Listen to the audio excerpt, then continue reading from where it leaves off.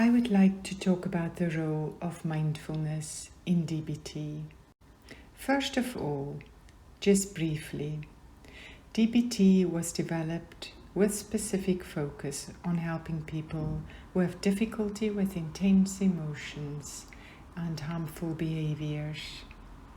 Early on in developing this therapy, Marsha Linehan understood that to learn to manage emotions, we need to notice them first. So how can mindfulness help with this? Mindfulness slows us down. It allows us to take a step back from what's happening around us. It creates a moment, a space between a difficult situation and our reaction. In other words, it buys us time. With this moment, it gives us the opportunity to consider our reaction. How does mindfulness fit into a DBT program? As you can see here, mindfulness is a central part of DBT and is interwoven in all the skills training. Along with emotional regulation, distress tolerance, and interpersonal effectiveness, mindfulness is taught in weekly skills groups. Each group session starts with a mindfulness practice. This diagram is an example of the structure of one cycle of skills group. Let's continue with understanding what mindfulness is. It's being more aware, more awake in every moment of your life. It's being present and noticing in the moment. And it's doing that without judgment. Take a moment to look at this picture to help you define what mindfulness is for you.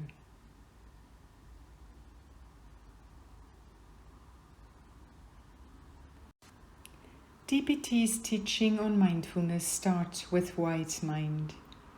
It reminds us of humans' capacity for innate wisdom. In other words, how each of us know intuitively what is good for us.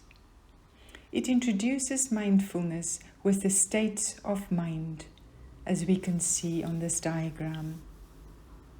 In each state of mind, we feel, think, and behave differently. Let's start with emotional mind.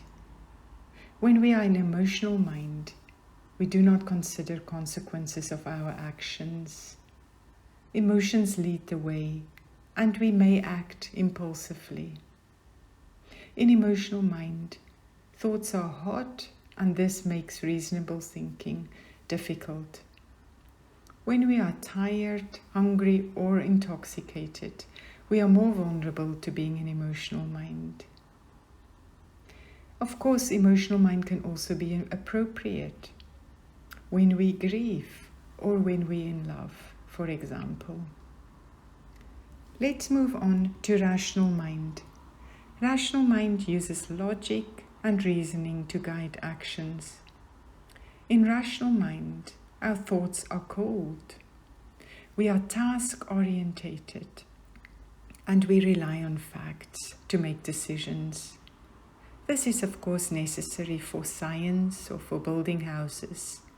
Emotions and values are not important here.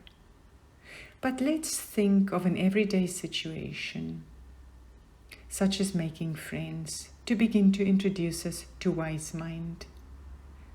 It would be hard to keep friends if you were only in reasonable mind. Relationships require emotional responses and sensitivity to others' emotions. This leads us to thinking about wise mind. Wise mind is a place of intuition and inner wisdom.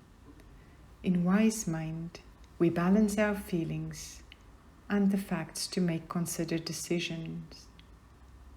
It's a blend of emotional mind and rational mind. We all have a wise mind, and over time we can learn to listen and tune into our wise mind.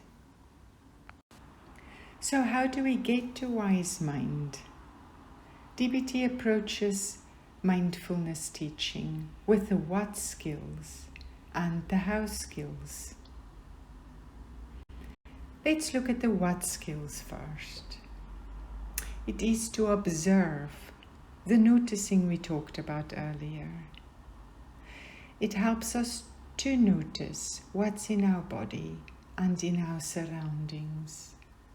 In other words, notice the internal and the external. Secondly, to describe what you notice, to put words to your experience. For example, describe your surroundings or your physical sensations in a factual way, without interpretations. Thirdly, to participate, to be fully present mentally and throw yourself into activities of the current moment. Let's now look at the how skills. How to be when you try to be mindful.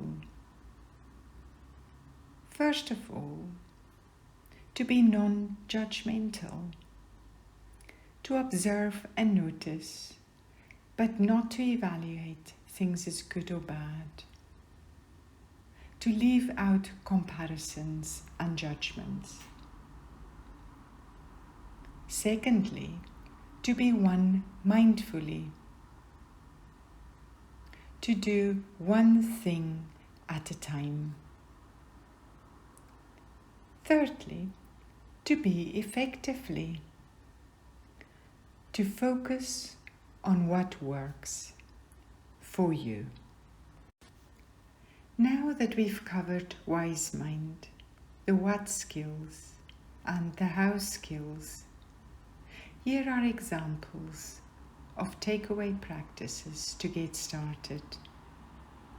Experience and science tell us that learning to notice a present moment is not unlike training a muscle to become stronger.